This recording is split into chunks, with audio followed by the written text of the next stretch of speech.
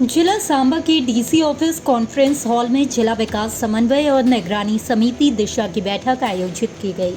जम्मू संसदीय क्षेत्र से सांसद जुगल किशोर शर्मा ने इस बैठक की अध्यक्षता की। वहीं विजयपुर विधायक चंद्र प्रकाश गंगा, रामगढ़ विधायक देवेंद्र कुमार मन्याल और डीसी सांबा राजेश शर्मा भी बैठक में उपस्थित रहे।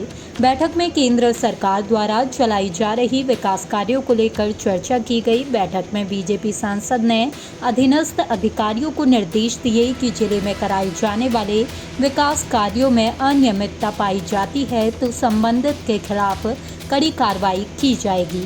इस दौरान उन्होंने केंद्र प्रायोजित योजनाएं, मनरेगा, प्रधानमंत्री आवास योजना, ग्रामीण शिक्षा, स्वास्थ्य, स्वच्छता, सामाजिक सुरक्षा, समाज कल्याण आदि से संबंधित योजनाओं की अधीनत प्रगति की समीक्षा की। इस दौरान सुंब और मानसर रोड का मुद्दा भी उठाया गया।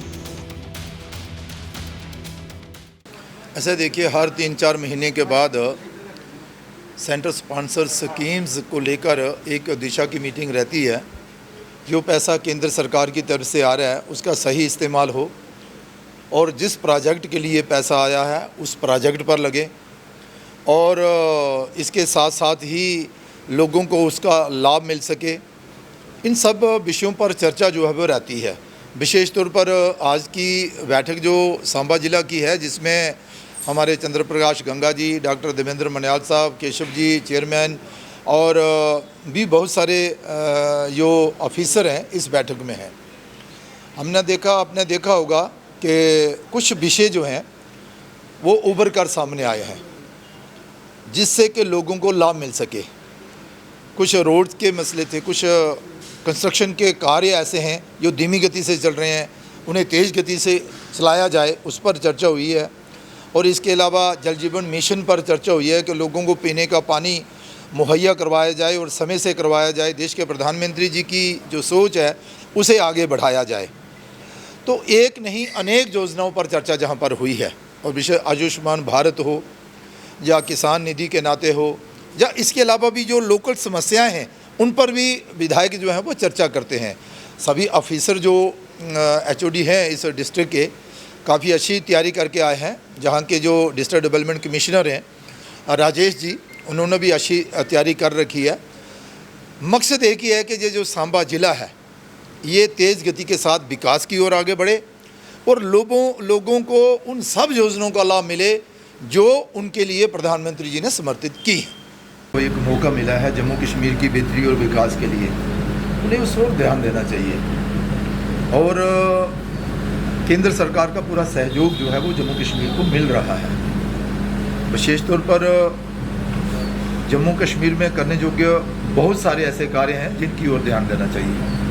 तो मुझे लग रहा है कि उनको उसी ओर ध्यान देना चाहिए। रही बात स्टेट हुड की, तो हमारे गृह मंत्री भी और विशेष तौर पर देश के प्रधानमंत्री भी कह चुके हैं कि समय की निजाकत को देखते हुए स्टेट हुड का दर्जा जो है वो वापस लिया जाएगा। तो जब सही समय आएगा तो जम्मू कश्मीर के लोगों को स्टेट हुड मिल जाएगा। लेकिन तब तक हम अपनी जिम्मेवारी से तो ना भागें, हम अपनी जिम्मेवारी को निभाएं। जो लोगों ने हमें दायित्व सौंपा है उस दायित्व को निभाते हुए जम्मू कश्मीर की बेहतरी, जम्मू कश्मीर के विकास के लिए और जम्मू कश्मीर के लोगों के हित में कार्य करें। उसमें कहीं हम कमी न रखें, कहीं कोई अपनी कमजोरी को दूसरे पर थोपने का प्रयास जो है वो ना किया जाए। उमर अब्दुल्ला साहब को एक मौका मिला है, जम्मू कश्मीर के लोगों ने उन्हें मुख्यमंत्री बनाया है और मुझे पूरी उम्मीद है कि वो इस दायित्व को निभाने के लिए पूरा प्रयास करेंगे और उनको करना चाहिए। लेकिन इससे पहले भी इस तरह की स्टेटमेंट्स लगातार पहले भी आई हैं कि जब तक हमारे पास फुल पावर्स नहीं होगी तो हम किस तरह से विकास जम्मू कश्मीर का करेंगे। वो कहीं ना कहीं गेंद जो वो केंद्र के पाले में डाल देते हैं। इससे ऊपर और कौन सी पावर चाहिए उमर अब्दुल्ला साहब को? जम्मू कश्मीर की जनता ने अपना मत जो है उनको दिया और उनको मुख्यमंत्री बनाया और सिवाय एक विभाग जो है वो जो होम डिपार्टमेंट है उसे छोड़कर सारे के सारे विभाग जो हैं वो मुख्यमंत्री साहब के पास हैं, जम्मू कश्मीर के सरकार के पास हैं। तो जितना हो सके उतना अच्छा काम जो है वो करना चाहिए। लेकिन जम्मू कश्मीर की सुरक्षा की दृष्टि से ये निर्णय जो केंद्र सरकार ने लिया है, ये मुझे लग रहा है कि ये भी सही है कि जम्मू कश्मीर के हालात अच्छे से अच्छे हो जाएं। उसके बाद ये जो है, जो आज केंद्र के पास है, वो भी जम्मू कश्मीर को मिल जाएगा। तो मुझे लगता है कि सिर्फ एक विभाग को ही देखते हुए पूरे जम्मू कश्मीर के विकास को हम पीछे नहीं छोड़ सकते। तो जम्मू कश्मीर के मुख्यमंत्री साहब को एक मौका मिला है, उन्हें उसका इस्तेमाल करते हुए जम्मू कश्मीर की बेहतरी और विकास के लिए जो है वो काम करना चाहिए।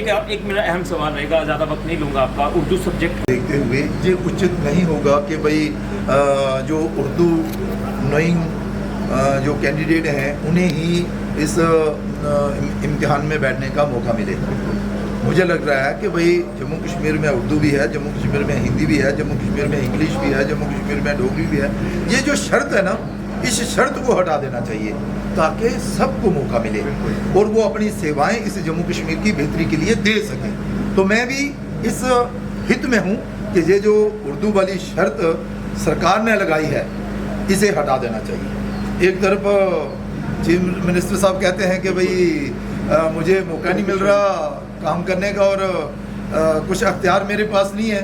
अब लोगों को लगा ना पता, जब उन्होंने एक फरमान जारी कर दिया कि भाई उर्दू नोइंग लोग ही जो हैं वो ये पेपर दे सकते हैं, तो इसलिए मुझे लग रहा है कि जम्मू कश्मीर के लोगों के लिए भी यही सही रहेगा और सरकार के लिए भी कि वो सबके साथ इंसाफ करें और उर्दू जो एक उन्होंने ज़रूरी रखा है उसे हटा देना चाहिए। 10,000 करोड़ से भी ज़्यादा इतनी ही जानकारी है कि भाई जो देश के प्रधानमंत्री जी ने कहा है कि सही समय आने पर निर्णय जो है वो लिया जाएगा, तो हम तो यही कहेंगे कि भाई केंद्र नेतृत्व जो है वो सक्षम है। जब वो देखेंगे कि नहीं ये समय उचित है तो उस समय फैसला होगा। देखिए, पिछले 10 वर्षों से ये जो भारत पाक सीमा पर रहने वाले लोग जो हैं वो शांति से अपना जीवन व्यतीत कर रहे थे। सीज़ फायर का भी पालन हो रहा था। पहलगाम की घटना के बाद ये जो टेंशन बनी, पाकिस्तान ने उसका खुमियाजा भुगता, भारतीय सेना ने उसका मुंह तोड़ जवाब दिया। अब पुनः सीज़ फायर का पालन हो रहा है। भारत पाक सीमा पर रहने वाले लोगों की समस्याओं को ध्यान में रखते हुए केंद्र सरकार ने कई सारे कदम जो हैं वो उठाए हैं। वहाँ पर रोड पहुँचाना, प्रधानमंत्री किसान निधि के नाते उनको सहयोग करना, बंकर बना कर देना, और उसके अलावा भी बहुत सारी योजनाएं ऐसी हैं जो कि भारत पाक सीमा पर रहने वाले लोग जो हैं उनके लिए चलाई गई हैं। ऐसा है, कुछ ऐसे लोग हैं जिनके पास ज़मीन तो है लेकिन मालिकाना हक नहीं है। ज़मीन डिच के उस पार हो या इस पार हो, उनको प्रधानमंत्री किसान निधि का पैसा भी नहीं मिल रहा है और उसे वो बेच भी नहीं सकते क्योंकि उनके पास मालिकाना हक नहीं है। केंद्र सरकार तक ये बात पहुंचाई गई है, बहुत जल्द इस पर फैसला होगा। जैसे ही उनको ये मालिकाना हक मिलता है तो उनकी समस्या का भी समाधान हो जाएगा। अरे भैया, नेशनल कॉन्फ्रेंस से जो करना है करे, मुझे उससे कुछ लेना देना नहीं है। देश के प्रधानमंत्री अच्छा कार्य कर रहे हैं, जम्मू कश्मीर की जनता संतुष्ट है, जम्मू कश्मीर बेहतरी और विकास के लिए आगे बढ़े, इसी के लिए हम सारा प्रयास करेंगे। जी वही खजूर